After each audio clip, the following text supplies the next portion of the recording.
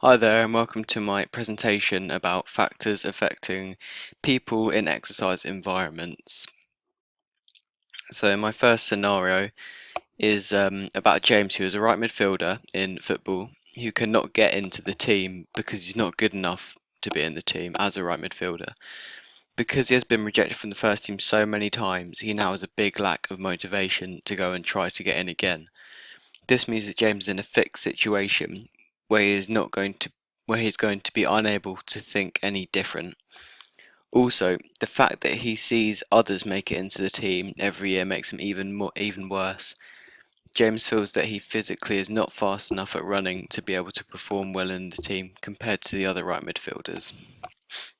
So the evaluation of the theories I've got from scenario 1 is that he has the mindset theory. He's an example of the mindset theory, and he is a fixed mindset, and this is because he keeps seeing other people who are getting into the team instead of him, and this means he's very demotivated and just makes him not want to try ever again, basically, and stops his belief in himself. The belief in himself stops for him to get into the team. It's also the Natch part, what is known as the Natch part of the achievement theory. And this is that the reason for this is that he wants to avoid any more failure than he has already received because he has tried out for the team so many times. Um, so he just doesn't want to fail anymore, basically. It is also the motivational climate theory. This is because he's seeing others make it into the team again, which is which is obviously his environment around him, which is also stopping his motivation because the people around him and everyone else around him is getting into the team and they may be talking about it, saying how great it is in training, or they might have inside jokes or whatever between them, which could really affect James.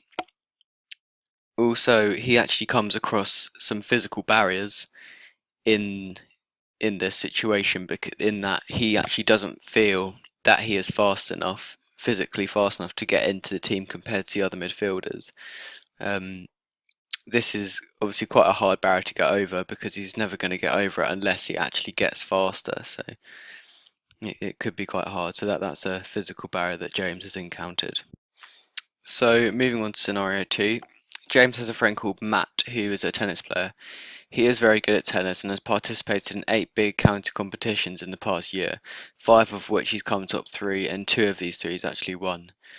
He also likes to show this off and tell people this. He loves getting medals, and this is what motivates him to do well in his competition.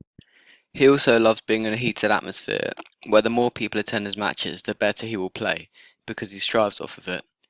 Matt also wants to perfect his technique of the forehand shot, because he wants all his friends and the spectators to think he is amazing at them.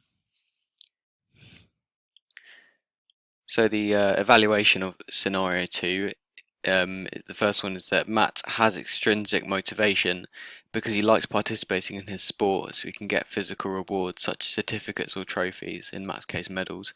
So he loves getting medals because he likes having the physical factor of a competition, being given a medal, because it's something he can keep and maybe show people around school or things along those lines. Matt is also an example of the motivational climate theory. This is because he actually performs better when there are big crowds at his competition. So maybe he likes having people there watching him because he feels like he must perform better. It's a bit more of a demanding atmosphere. So if he doesn't do better, he'll be scared. So therefore, he'll try to improve.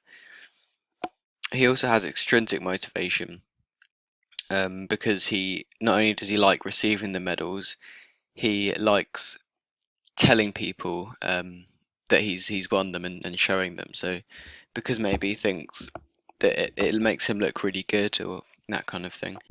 Matt also actually has the competence theory of motivation, because he wants to master his forehand. So the competence theory of motivation is wanting to perfect or master a technique in sport. So in Matt's case, it is the forehand shot.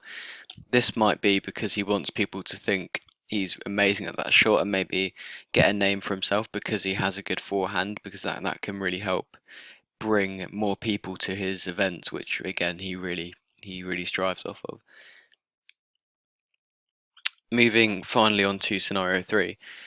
Matt and friends' James Oscar, who is actually almost also a tennis player.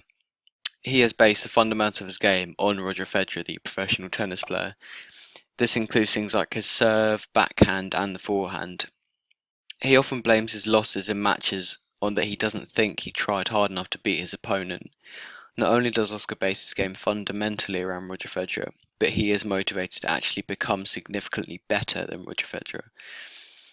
However, Oscar does sometimes come across some psychological barriers.